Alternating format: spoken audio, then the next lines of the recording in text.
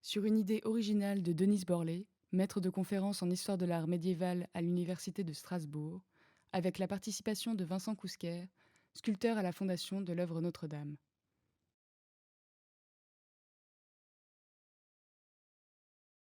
Du dessin à la ronde bosse, une séquence d'histoire de l'art expérimentale. Alors mon idée est de considérer ce dessin de Villard de Honnecourt comme un modèle, à partir duquel un sculpteur expérimenté et qui connaît bien la statuaire médiévale va s'employer à tailler une tête de statue de Saint-Pierre de taille humaine. J'ai pensé qu'il fallait essayer, d'abord pour voir si la transposition directe d'un dessin en ronde bosse est possible, également et surtout afin de mettre en lumière les différentes étapes de l'opération. Formuler précisément les questions qui vont se poser au fur et à mesure de l'avancée du travail, les choix auxquels l'artisan va se trouver immanquablement confronté et les réponses qu'il y apportera en fonction de divers paramètres et contraintes.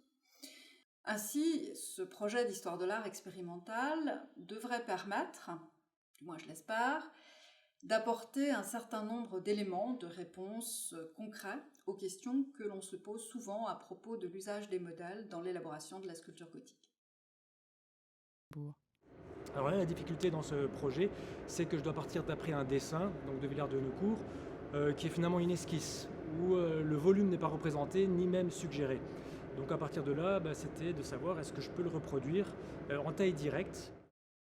Villard de Honnecourt a juxtaposé au folio 18 recto de son album plusieurs dessins à la plume, dont une tête. Il s'agit de Saint-Pierre, reconnaissable grâce à ses boucles et à sa tonsure. La tête est exécutée à la ligne claire et est montrée de 3/4. Villard la caractérise par de nombreux traits physionomiques, ce qui n'est pas le cas des autres figures de l'album. Autre point particulier, il emplit ses yeux de pupilles et accentue les sourcils de traits plus épais. Ces derniers rappellent ceux des statues peintes sur les portails d'églises de la même période.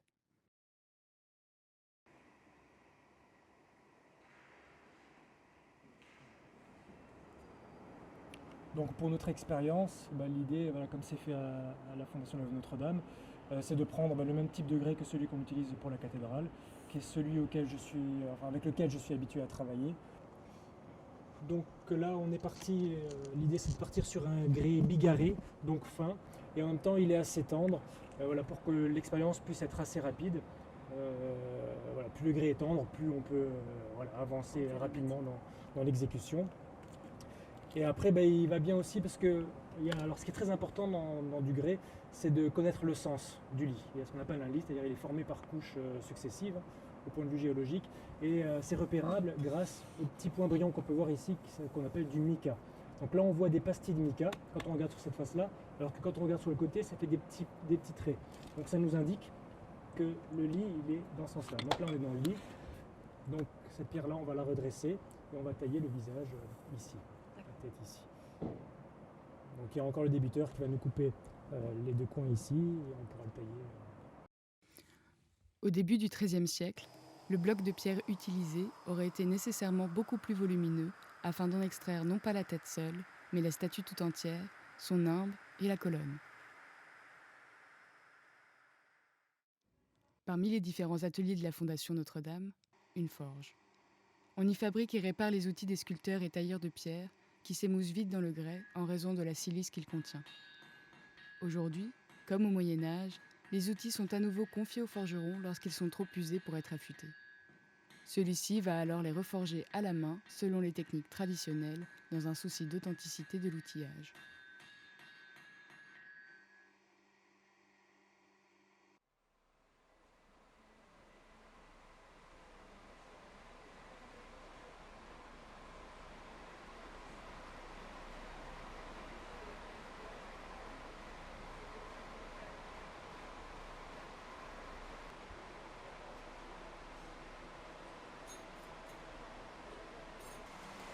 Donc on avait vu, on est parti sur les dimensions qui correspondent à des statues échelle humaine à peu près. Donc on aura une tête qui fera à peu près 25 cm. Laisser un petit peu de matière, le bloc il fait 40 cm. Donc un peu de matière pour le cou et laisser une base, le temps de le tailler pour que ça tienne. On pourra enlever la fin. Alors là, le visage, la tête elle est tournée un petit peu. Donc je vais quand même utiliser l'angle à c'est-à-dire moi je vais l'appréhender comme ça de face, ça c'est ma face, et la tête elle est tournée, donc le nez il arrivera par là. C'est-à-dire que je vais prendre en compte quand même l'angle pour la partie la plus saillante du visage.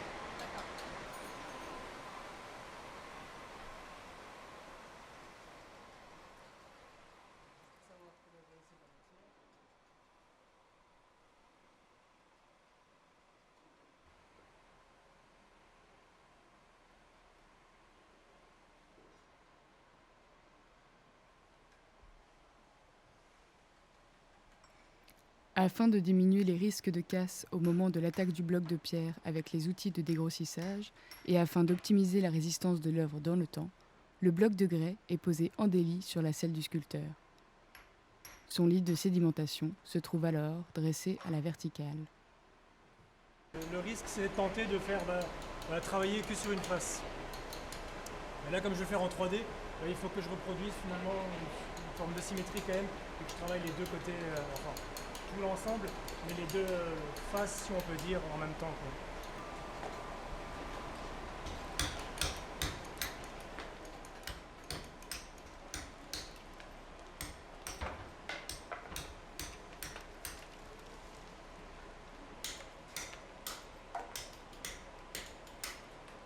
Et là, ce qui est intéressant, c'est qu'on voit au niveau des proportions, c'est qu'il a reporté, alors volontairement ou pas, mais 3 cm à chaque fois, donc du menton jusqu'à la pointe du nez, pointe du nez jusqu'au niveau de l'arcade sourcilière, l'arcade sourcilière jusqu'au sommet du crâne. Ah oui, donc de 3 en 3. Ouais. De 3 en 3, et du coup, voilà, vu qu'on sait que ça c'est une échelle 3 fois plus petite que le bloc de grès sur lequel on va le sculpter, donc on peut reporter ces dimensions-là, donc 9, 9, 9. Comme le suggère aussi l'un des croquis à tracé géométrique situés au verso du même folio. Les proportions et les dimensions habituelles des têtes de statues des premières décennies du XIIIe siècle pourraient bien venir corroborer la thèse probable d'un dessin établi par Villard à partir d'une véritable tête sculptée, qu'il aurait alors reproduite au tiers. Ça c'est les mêmes outils, mais en plus petit.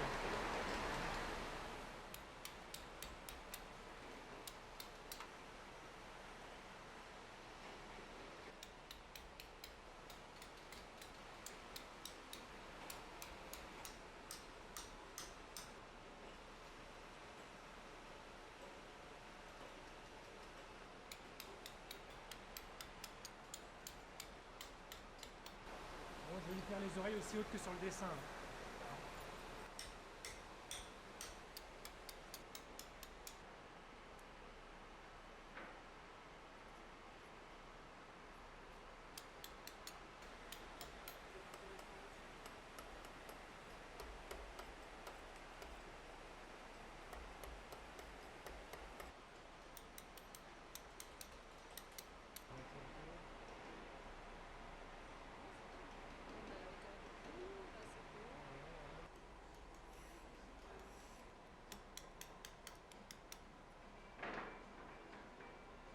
J'ai jamais travaillé comme ça.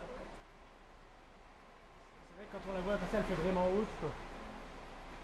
Si Villard a peut-être réalisé son dessin à partir d'un modèle tridimensionnel, il le transpose au trait sur sa feuille de parchemin, sans s'attacher à en reproduire la réalité plastique. Oui, parce que là, le problème, c'est que le dessin de l'arcade, on ne l'a pas.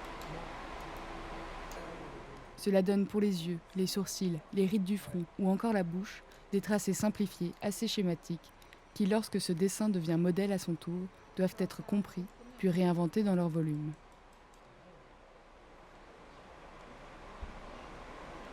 Les statues de l'époque ont le même type d'expression. Là, ça reste tout aussi sommaire. C'est un peu la même expression. Cela ne pouvait de toute évidence se faire que par un artisan expérimenté, doté en outre d'une grande capacité d'interprétation et d'une bonne connaissance, voire même d'une habitude de la production plastique contemporaine. A fortiori, dépourvu d'une telle culture artistique et surtout d'une telle pratique, sculpteurs d'aujourd'hui et historiennes de l'art doivent alors recourir pour l'expérimentation à une documentation complémentaire afin d'interpréter au mieux le dessin en vue de sa transposition en 3D.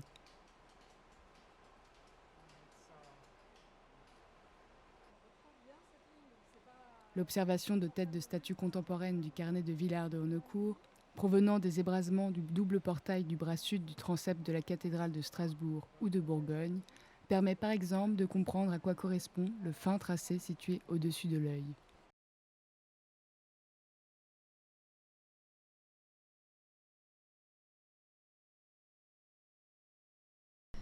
C'est vrai que ça ne revient pas au niveau de... Là, ça ne revient pas, non. commission de Ça descend moins vers l'angle interne. Ouais, sur la tête, il faut que je fasse retomber un peu plus les sourcils, même si sur le dessin, c'est pas comme ça qu'il les a fait, mais Non, pour accentuer l'expression, il va falloir que ça retombe faire tomber un peu quoi. plus, ouais. Finalement, les observations faites sur d'autres œuvres permettent de comprendre que le trait dessiné par Villard au-dessus de l'œil ne correspond pas à la délimitation de la paupière supérieure, mais bien plutôt à l'arête formée par l'os supraorbitaire, plus ou moins marqué sous le sourcil selon les cas. Quant au tracé des lèvres, curieux a priori, mais que l'on retrouve assez semblable sur les autres figures de l'album, il est lui aussi assez juste. L'étirement exagéré de la lèvre supérieure pouvant s'expliquer par une certaine maladresse à rendre le raccourci. Ainsi, comme il note les muscles trapèzes et sternocléido-mastoïdiens du cou, Villard de Honnecourt n'invente-t-il pas. Il produit, au contraire, un dessin assez juste dans l'ensemble, pour lequel il ne retient que quelques lignes essentielles, suffisantes à mémoriser, et transmettre, le cas échéant, le caractère de sa figure.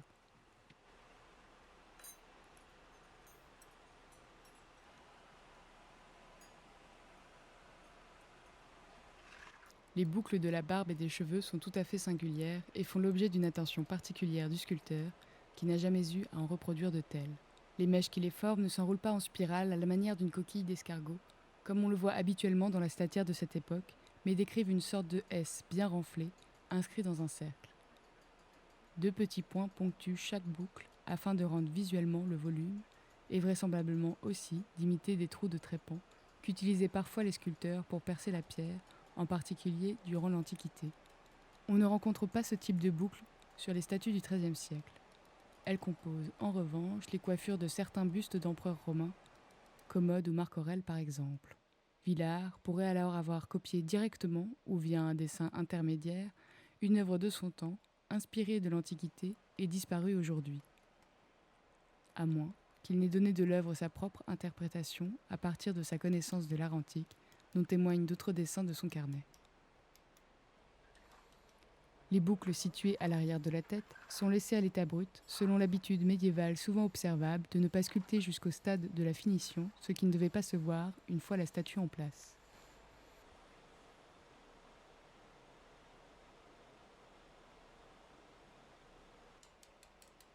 Progressivement, les boucles se forment.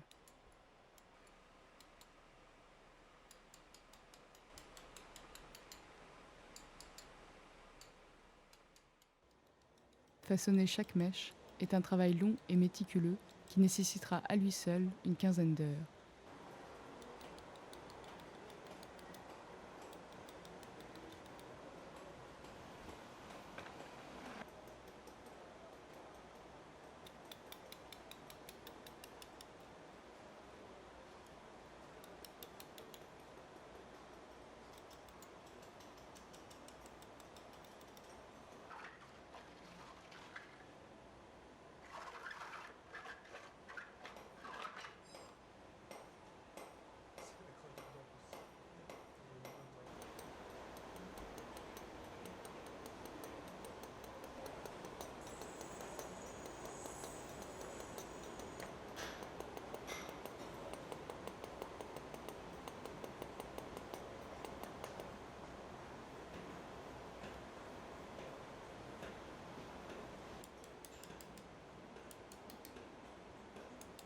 Les petites perforations indiquées sur le dessin sont ici effectuées au ciseau rond.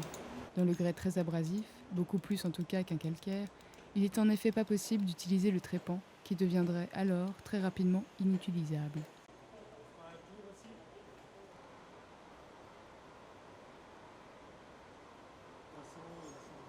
Une tête proche de notre Saint-Pierre aurait tout à fait pu appartenir à l'une des statues d'ébrasement du portail du transept sud de la cathédrale de Strasbourg. Ces statues sont approximativement contemporaines du carnet de Villard de Honnecourt. Elles relèvent en effet du même courant artistique que les dessins, comme le montrent certaines figures très proches. Sur le tympan de la dormition, les vêtements des personnages forment des plis fins et serrés qui enserrent étroitement les corps et les laissent paraître au-dessous par d'identiques jeux de transparence. Une nouvelle question se pose alors. Le dessin de Villars aurait-il pu être utilisé par le sculpteur de Strasbourg ? La statue de Saint-Pierre qui se dressait au portail a entièrement disparu, mais les deux tympans originaux sont eux bien conservés.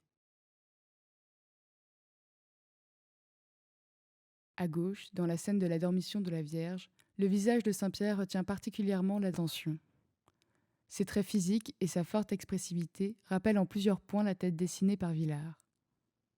Nez long et droit, rides du front et de la zone intersourcilière, coupe des yeux et de la bouche, muscles du cou, et même dessin très singulier des sourcils froncés. Les grosses boucles renforcent encore cette impression de parenté, bien que sur la tête de Strasbourg, celle-ci soit agencée en ronds plus nombreux et ne présente pas de perforation au trépan pour les raisons techniques déjà évoquées.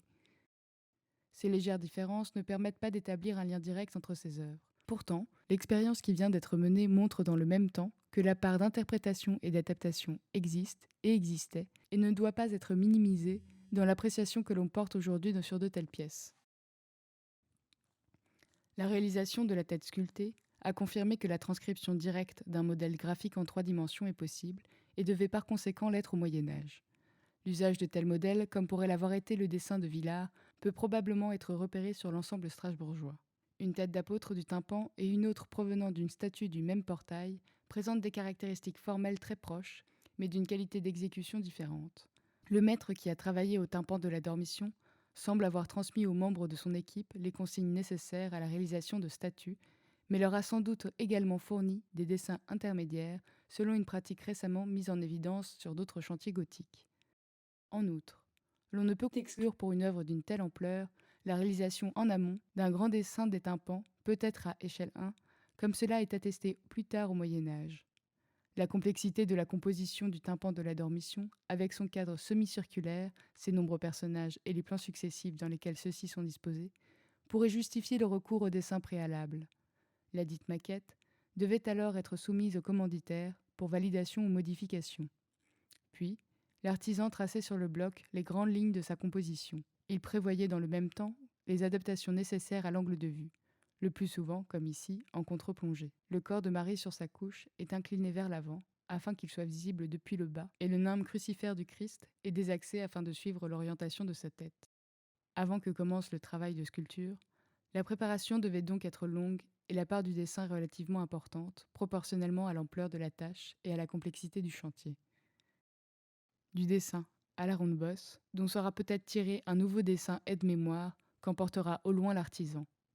Il deviendra à son tour modèle et participera ainsi à la transmission et à la diffusion des formes d'un chantier à l'autre.